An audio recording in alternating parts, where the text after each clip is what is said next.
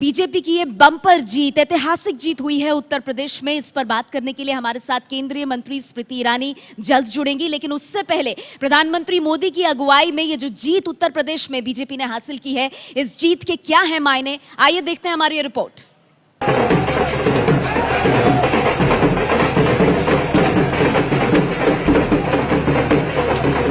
जीत से पहले बीजेपी नेता विजय गोयल के घर में लगा ये पोस्टर बीजेपी की चुनावी तैयारियों के बारे में सब कुछ कहता है।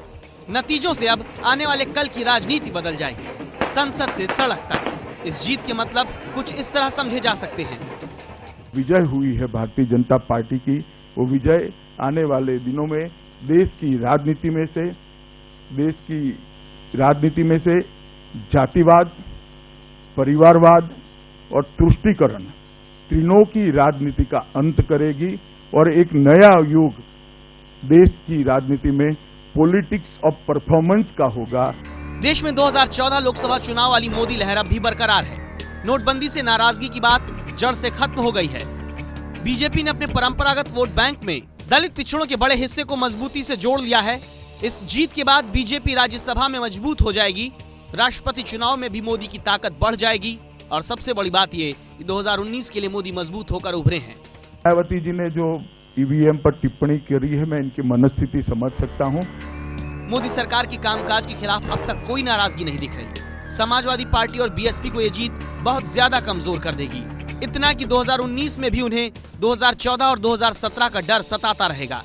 कांग्रेस मुक्त भारत के अपने एजेंडे में मोदी ने बड़ी कामयाबी पाई है, उत्तर प्रदेश जैसे बड़े प्रदेश से कांग्रेस को साफ करके।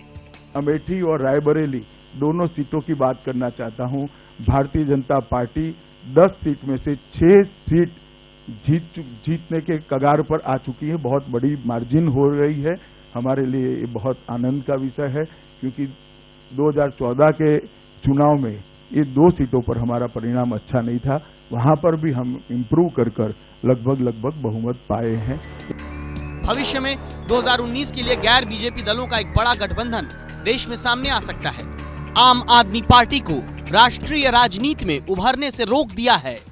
2017 के अंत में होने जा रहे गुजरात चुनाव में भी यूपी की जीत का बड़ा असर पड़ेगा। संसद में सरकार को बिल पास करवाने और बड़े नीतिगत फैसले लेने में कोई संकोच नहीं करना होगा। राहुल गांधी के नेतृत्व पर उत्तर प्रदेश की जीत ने बड़ा सवाल लगा दिया है। कांग्रेस को अपनी अखिल भारतीय पार्टी वाले रुतबे से नीचे उतरना होगा और राष्ट्रीय राजनीति के लिए दूसरे राजनीतिक क्षेत्रीय दलों के साथ नीचे आकर राजनीतिक समझौते करने होंगे, जिसकी शुरुआत उत्तर प्रदेश के गठबंधन से तो हो चुकी है। साथ ही कांग्रेस को अपनी संसदीय राजनीति के तेवर भी ढीले करने पड़ेंगे और राजनीति की नई योजना तैयार करनी होगी। चुनावी नतीजों का अंजाम देखिए। उत्तर प्रदेश की 16.5% आबादी पर कब्जे के साथ ही अब देश की 58% आबादी पर बीजेपी और उसके सहयोगियों का राज हो गया है। यहाँ गौर करने वाली बात यह है कि प्रशांत किशोर जैसे रणनीतिकारों के व्यावसायिक हितों को भी उत्तर प्रदेश की जीत ने काफी चोट पहुंचा दी है। ऐसे में प्रशांत किशोर को भी नरेंद्र मोदी के खिलाफ अपनी रणनीति और सोच को बदलना होगा। तो अब जीत के जो मायने हैं वो प्रधानमंत्री मोदी के लिए तो बहुत अच्छे हैं, लेकिन जहां तक बात है कांग्रेस की, समाजवादी पार्टी की, तो हाल खराब है। और प्रशांत किशोर जो एक तरह से रणनीतिकार बनकर के उभरे, उन्हें हम देख रहे हैं। मेरे साथ यहाँ पर रशीद किदवई जी हैं। प्रशांत किशोर का क्या मतलब, इतना कुछ उन्होंने बाकी पार्टियों के लिए किया, लेकिन कांग्रेस के साथ जुड़े तो देखिए भट्टा बैठ गया। जी हाँ, देखिए जो पहले जो वो जुड़े थे नरेंद्र मोदी के साथ में और उसके बाद नीतीश कुमार, वो एक अच्छी स्ट्रॉन्ग ब्रांड्स थे, तो उसका उनको फ़ायदा हुआ। मुझे लगता है प्रशांत किशोर के लिए भी एक बहुत बड़ा झटका है कि वो कुछ कामयाबी दिलवाए। तो पंजाब के लिए वो क्रेडिट लेने की कोशिश करेंगे, लेकिन वो सब लोग जानते हैं कि वो कैप्टन अमरिंदर सिंह की उसमें भूमिका रही है। अब प्रशांत किशोर क्या करेंगे कि वो गैर भाजपा, उसका पूरा ताना बाना जैसे जनता पार्टी का उस टाइप का एक इंदिरा गांधी के खिलाफ बना था, उसी तरह का कोई फ्रंट बनाने की कोशिश करेंगे।